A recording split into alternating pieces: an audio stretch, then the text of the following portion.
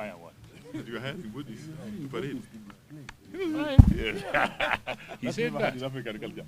He's never had in African culture.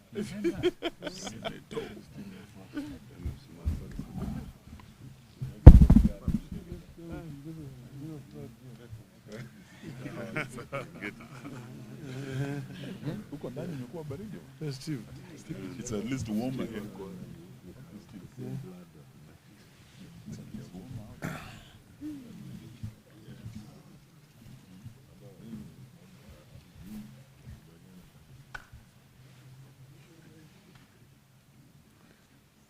Are we ready? Huh? Paparazzi. You ready? Huh?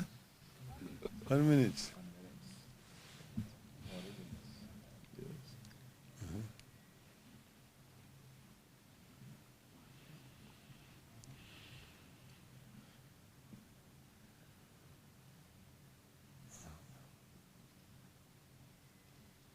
The minute is over. You ready now? Huh? Okay. This is a statement by Azimio Moja on scheduled talks. We have met today to review the situation in the country against the background of planned dialogue with Kenya Kwanza. The meeting also took place against the background of a running somber mood across different parts of the country, occasioned by police brutality. If you want to know how brutal and murderous our security forces were in the protests, you have to pay attention to the burials that are taking place across Kenya. You have all attended some, and we will be attending some more in the near future. We can confirm that police killed and wounded many Kenyans. It should never have happened. It should never have happened again.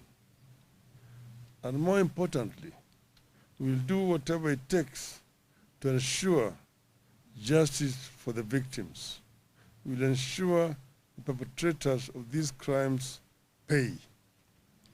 And it is actually very disappointing to see a statement from Inspector General of Police, Mr. Kome, saying that we hired dead bodies to accuse police of brutality. I don't know in which world he lives. Because the bodies we've been burying have bullet wounds on them.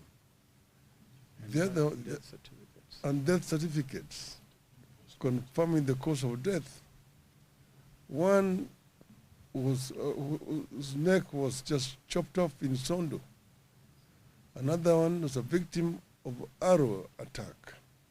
So these are real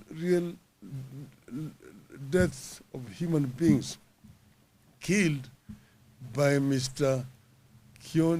Kome's goons, masquerading as police officers.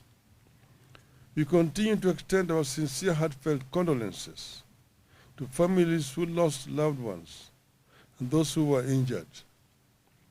We thank all those who have contributed to our benevolence fund that has enabled us to extend some little help to victims and their families.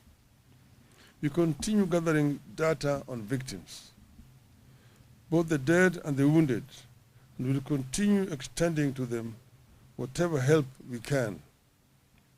We appeal to all the people of goodwill to continue contributing to the fund in solidarity with our quest for a free, just, and a fair country that is governed in line with the Constitution and puts a high premium on the lives and rights of citizens.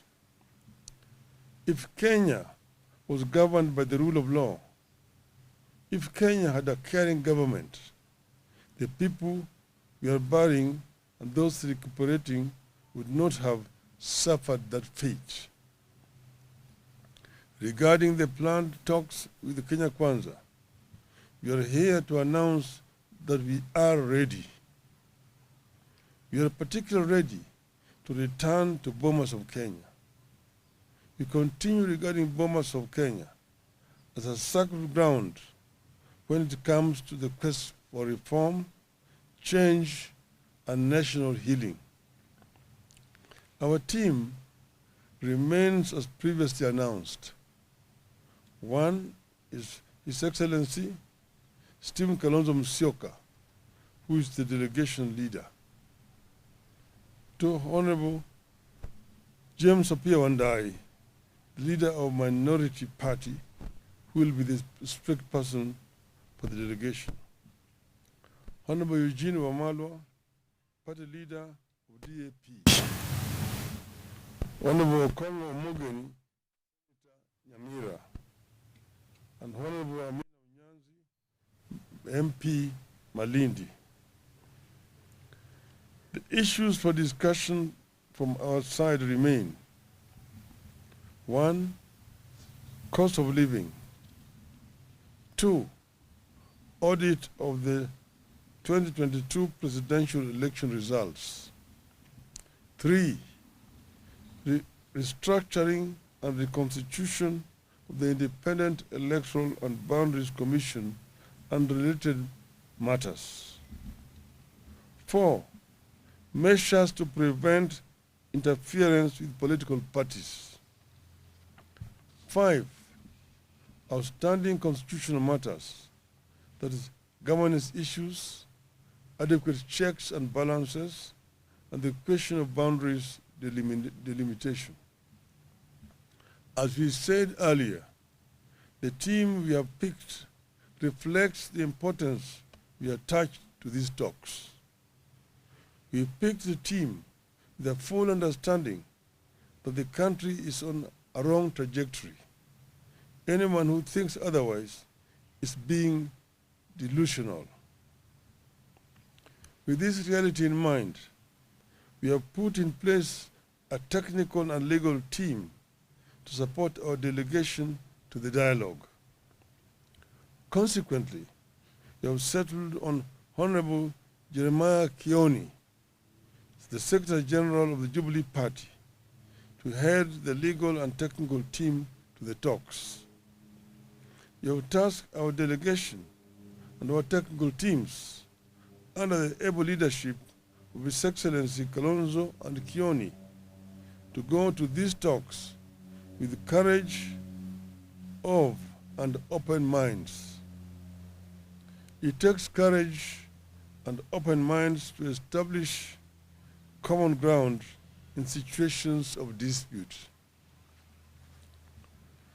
We have told our delegation, and we want all Kenyans to understand, that engaging in honest dialogue does not amount to surrender or cowardice. We must see it as an act of strength and a matter of common sense. We remain committed to negotiating in good faith on the basis of a plan to achieve a comprehensive settlement of the country's problems through dialogue.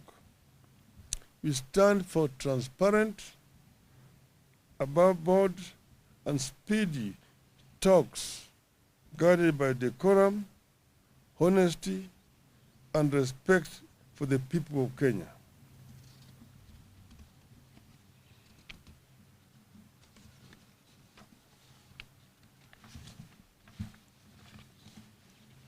As a party, we believe that this country deserves peace, not paralysis.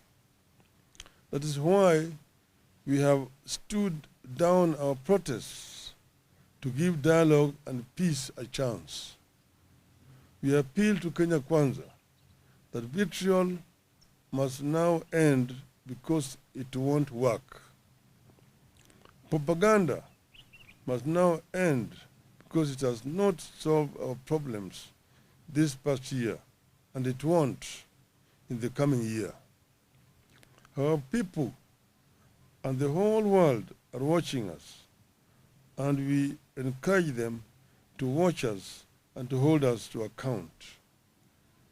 Finally, I wish to thank the team that was led by Honorable Otiende Amolo for what they did in representing Azimio in those talks that collapsed. They have agreed to remain as a backup to the team that we have just selected here today. And we thank them for the showing solidarity, courage in representing Azimio in those talks. Very finally, I want to reiterate once again here, Azimio is not interested in handshake. We don't want to shake anybody's hands, particularly those people whose hands are tainted with the blood of innocent Kenyans.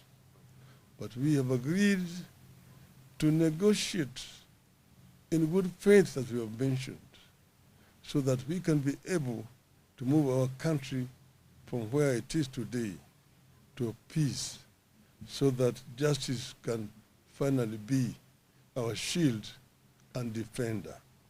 Thank you. Well done. Thank you very much. Very good. I think they're okay. Okay? So.